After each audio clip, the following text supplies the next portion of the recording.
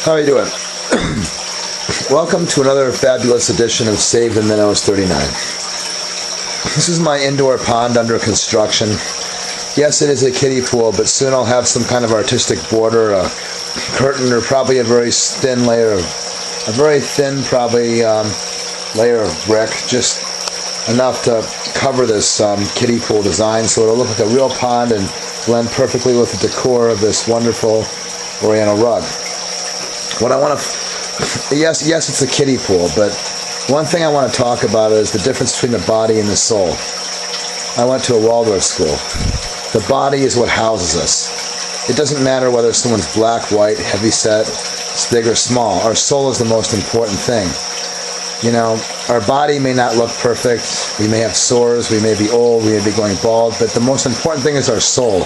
The body just houses us. The body gives us the functioning element we need to keep our soul alive. So, in retrospect, the kiddie pool is the body. It's just a plastic enclosure that enables me to create my real environment, which I want everybody to focus on. But yet the body will be improved within a matter of days. This is my latest project. It's only about 2 days. I've done this all in 2 days. This is a 6-foot diameter by 14-foot high kiddie pool I got for only $10 at Kmart. But as you can see, I've created the environment for my fish. It's the environment inside the body. I have to look down on it, and it was hard because I loved having my fish in an aquarium, but they just did not have enough room. In an aquarium, you can see everything perfectly. The fish you can see in every angle. An aquarium is a piece of art. It's great for very small fish like tetras or tropical fish that'll never grow, but the goldfish need real space. And I'm going to try my best to focus in on them with my, there we go. Here are some goldfish, and I'm going to do what I can to zero in on my goldfish. This is very hard because they move very, very fast. Now that they have a lot of room to swim, they don't want to sit still. There's Lou Ferrigno. There he is. He's my best goldfish, and he just went out of range. Where is he? He is actually underneath the filter. You can see them underneath my filter pump system. There they are. There's my goldfish, and my camera, my lens is fogging out here. There are my goldfish. What I want to briefly focus in on here is the importance of creating a real environment. This kiddie pond is pretty strong. It's industrial strength. It's got a 1-year warranty. And the rocks that are here, yes, I have a liner, but every rock I place under styrofoam. So the rocks are placed under cardboard and styrofoam to protect the liner so there's no risk of any leak.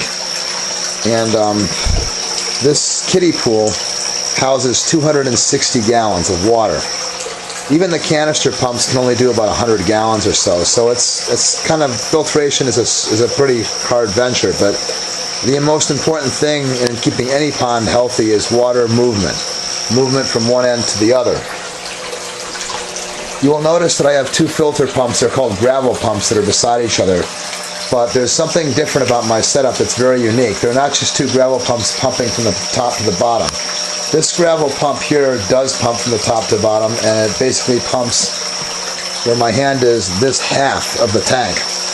This is a simple top thin 60 to 70 gallon capacity or more filter pump. It's a large capacity, but notice what I've done. I've modified it, and I've taken a sump pump hose and actually glued it glued it to the intake port here, and it runs all the way from this location here around the entire width of my aquarium.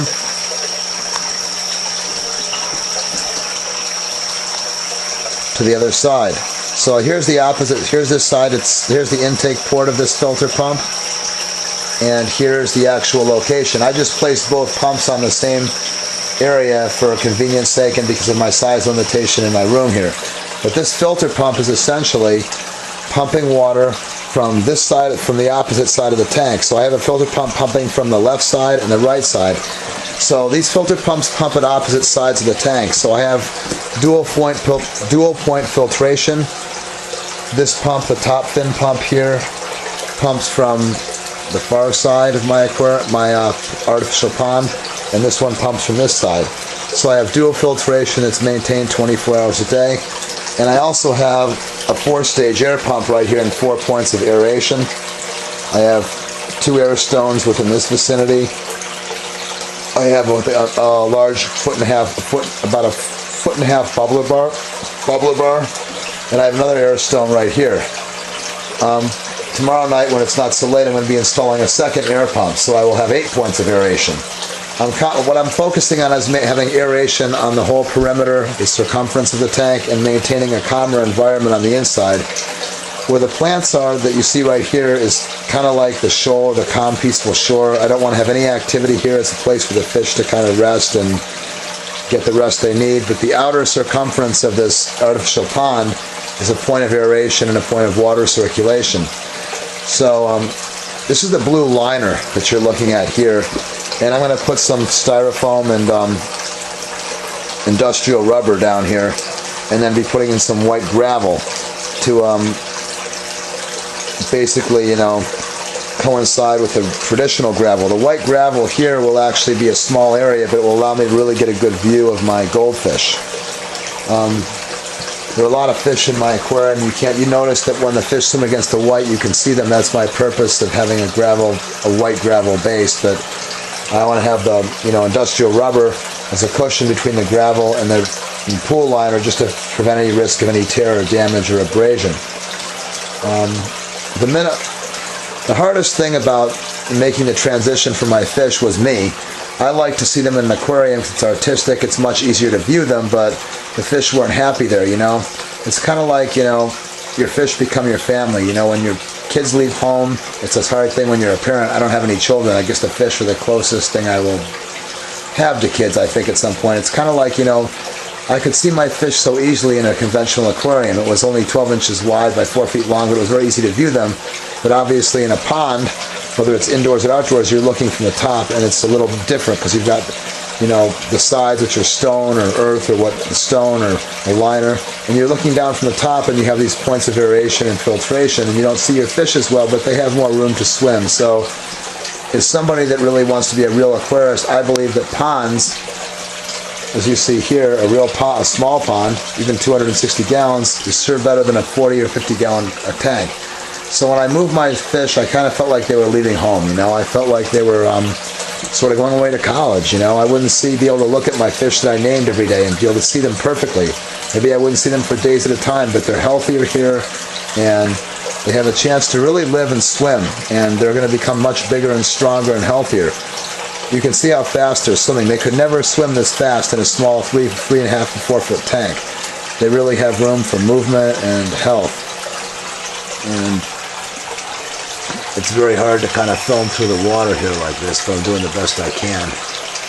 Where are some of my goldies?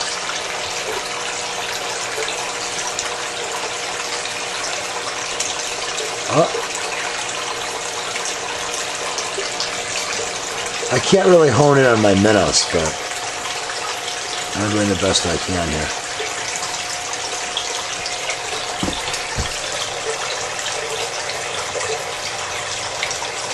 There's some more goldies. Oh, they just swam away. They love to go under the filter pump because there's a lot of aeration points there. And this is my new aquarium setup. This is my new indoor pond on North Plain Road. And I'm doing so. Thank you for watching.